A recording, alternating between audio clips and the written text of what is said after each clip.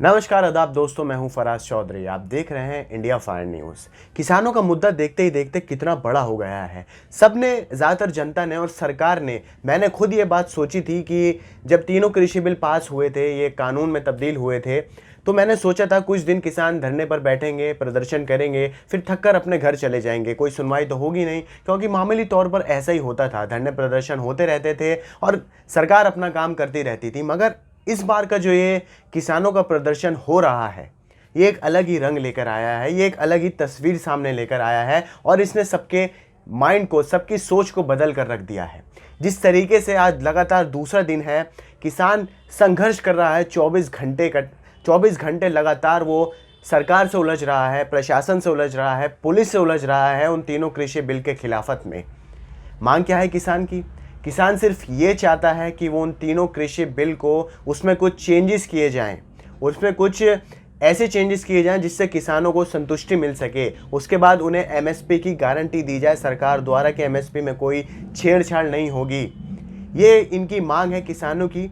सरकार ने जो अब तक नहीं मानी है, जिसकी वजह से आज ये हालत है कि किसानों को, कई राज्यों के किसानों को आज सड़क पर उतरना पड़ा है। हिंसक प्रदर्शन हुआ है, पुलिस के बीच और किसानों के बीच झड़प हुई है, जिसमें पुलिस ने पानी की बौछार भी करी है किसानों के ऊपर। पुलिस ने आंसू गैस के गोले छोड़े हैं।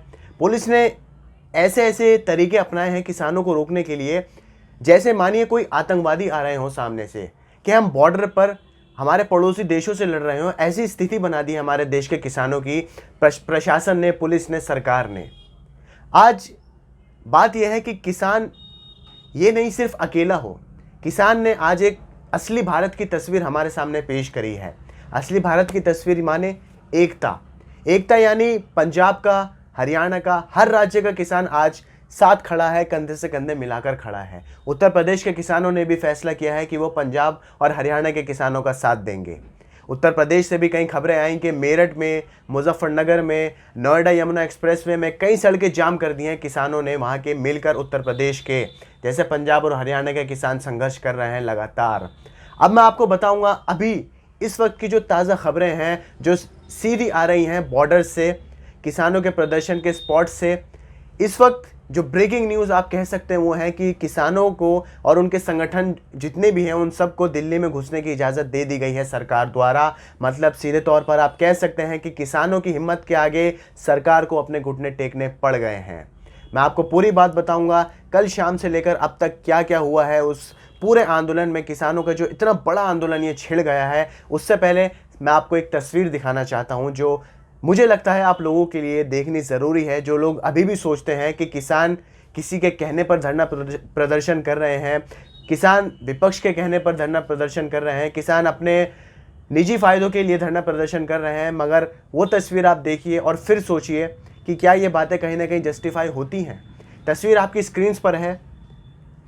तस्वीर में आप देख लीजिए, 3 इसमें कॉलम है, जिसमें लेफ्ट हैंड साइड सबसे पहले एक बुज़ुर्ग हैं जो उस आंदोलन का हिस्सा हैं, जो कि इस वक्त किसान आंदोलन चल रहा है, दिल्ली चलो आंदोलन चल रहा है पंजाब हरियाणा के बॉर्डर्स पर, दिल्ली बॉर्डर्स पर। दूसरी तस्वीर में आप बुज़ुर्ग महिलाएं देखिए कि कितनी बड़ी उम्र में, जिस उम्र में उन्हें अपने घर पर बिस्तर पर बैठकर आराम करने की ज़रूरत होती है, उस उम्र में आज इन लोगों को, इन बुज़ुर्ग लोगों को सड़कों पर उतरना पड़ रहा है अपने अधिकारों के लिए। तीसरे में आप बच्चा देखिए, कितना सा बच्चा है जिसकी खेलने कूदने की उम्र है। भला इस उम्र में इस बच्चे को क्या पता होगा कि आखिर धरना प्रदर्शन क्या होता है, और ये तीनों कृषि बिल जो कानून है वो इसके लिए कितने नुकसानदायक हो सकते हैं, इसके परिवार के लिए कितने नुकसानदायक हो सकते हैं। भला इस छोटे से बच्चे को ये बात कैसे पता होगी। मगर फिर भी जज्बा देखिए कि वो अपने सारे जो किसान, उनके भाई होंगे, परिवार वाले होंगे, दोस्त होंगे, जितने भी हैं, उन सबका साथ देने के लिए ये छोटा सा बच्चा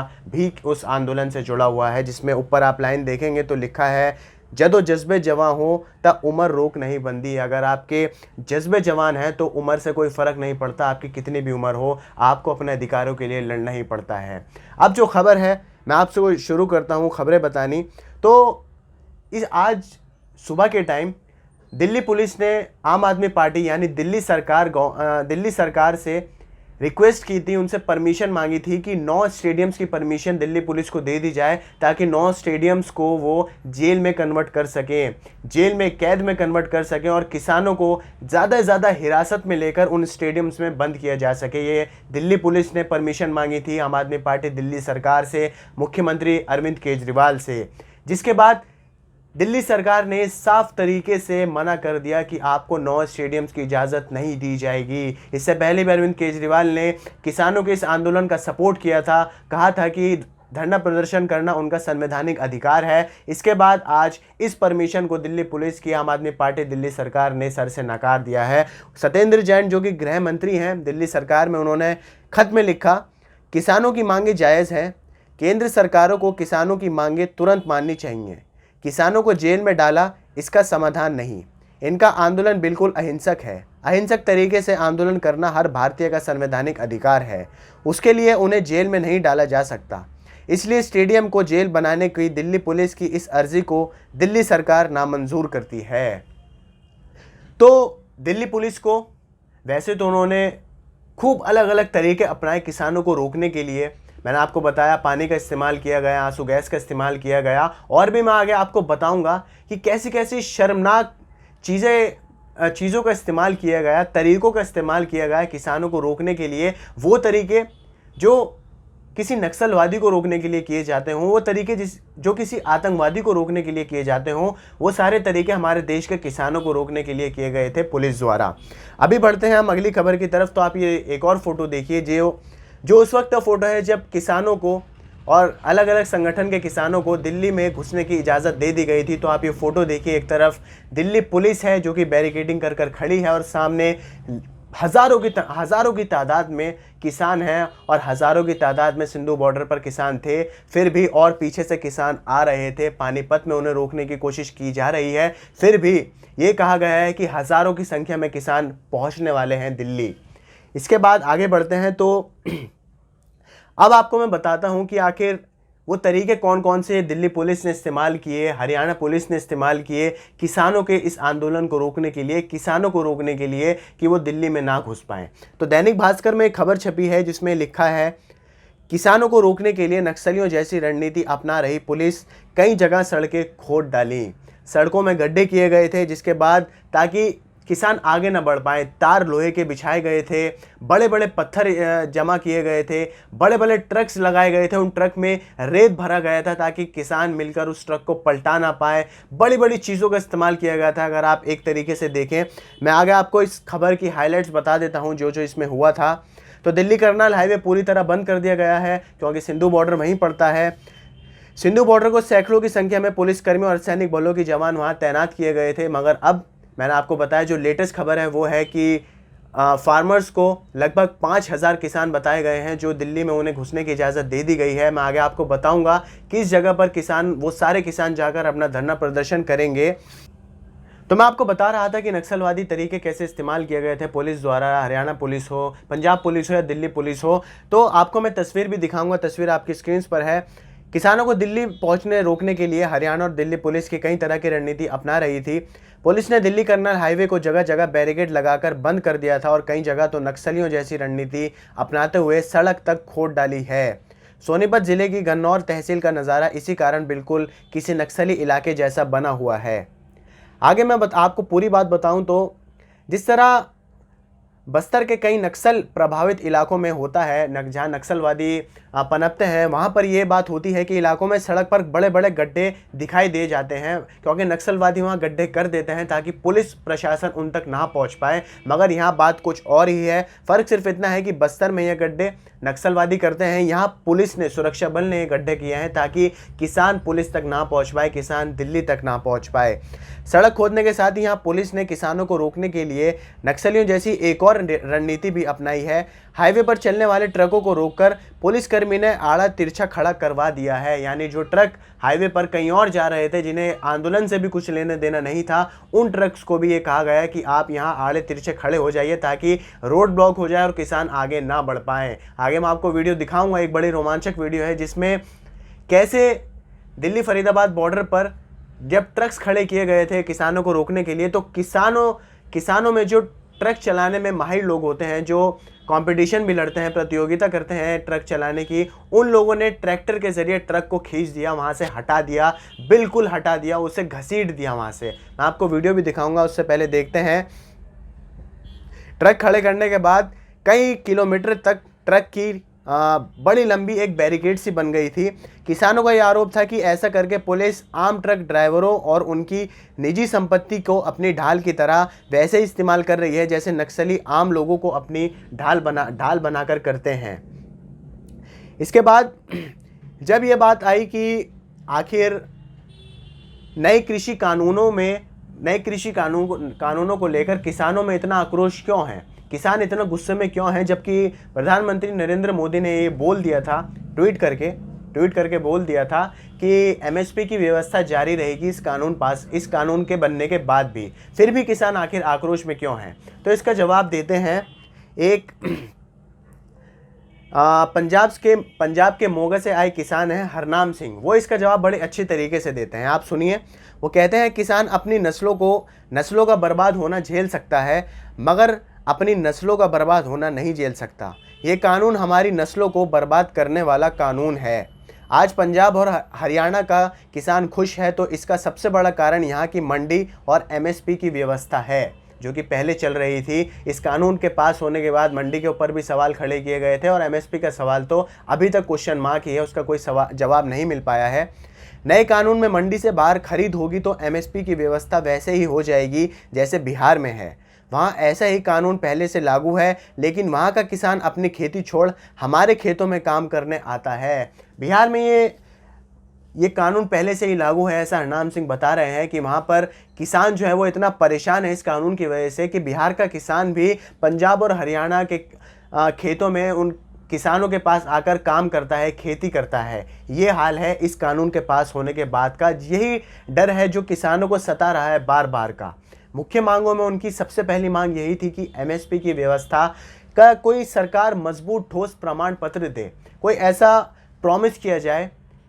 ठोस प्रॉमिस किया जाए जिसके बाद किसान संतुष्ट होकर अपने घर चला जाए। लेकिन अभी तक सरकार की तरफ से सिर्फ ये बयान आए हैं कि सरकार किसानों के साथ बात करने को तैयार है। सरकार किसान से बात करेगी, माफ़ कीजिएगा। तो इसके बाद मैं आपको बता रहा था कि जब अभी जो लेटेस्ट खबर थी कि किसानों को दिल्ली में घुसने की इजाज़त दे दी गई है, सरकार को आखिर हार माननी पड़ी, घुटने टेकने पड़े किसानों की हिम्मत के आगे। तो वो जो जगह तैनात की गई है, वो जो जगह मुहैया कराई गई है किसानों को अपना धरना प्रदर्शन करने के लिए, वो इस बार दिल्ली का जंतर मंतर इलाका नहीं है। मामूली तौर पर जितने भी बड़े बड़े प्रोटेस्ट होते थे तो जंतर मंतर एक प्रोटेस्ट साइट बना हुआ है, एक धरना साइट बना हुआ है, वहाँ पर जाकर लोग अपने धरना प्रदर्शन करते हैं। सरकार ने उसे अलॉट कर रखा है प्रोटेस्ट साइट के नाम से। तो इस बार किसान आंदोलन के लिए जंतर मंतर को नहीं चुना गया है, बल्कि जंतर मंतर की जगह निरंकारी ग्राउंड है जो कि नॉर्थ वेस्ट दिल्ली में पड़ता है। निरंकारी ग्राउंड उसे तैनात किया गया है, उसे मुहैया कराया गया है किसानों के लिए कि वहाँ आप जाकर अपना धरना प्रदर्शन कर लीजिए। शायद हो सकता है जंतर मंतर पर इसलिए परमिशन नहीं दी गई हो क्योंकि जंतर मंतर सेंट्रल दिल्ली में आता है। जंतर मंतर जितने भी गवर्नमेंट बिल्डिंग्स हैं उसके बहुत नज़दीक लोकेट हुआ है। तो जाहिर सी बात है किसानों में जिस तरीके का आक्रोश है, जिस तरीके का गुस्सा है, उसको देखने के बाद सरकार ने शायद ये सोचा हो कि अगर किसानों को जंतर मंतर भेज दिया जाएगा तो हो सकता है किसान वहाँ पर भी आउट ऑफ हैंड हो जाएं, पुलिस कंट्रोल नहीं कर पाए और किसान दिल्ली में इधर उधर, सेंट्रल दिल्ली में जाकर इधर उधर हंगामा करने लगे, धरना प्रदर्शन और तेज़ी से बढ़ जाए दिल्ली में। इसी को मद्देनज़र शायद निरंकारी ग्राउंड को अलॉट किया गया है जो कि नॉर्थ वेस्ट दिल्ली में पड़ता है।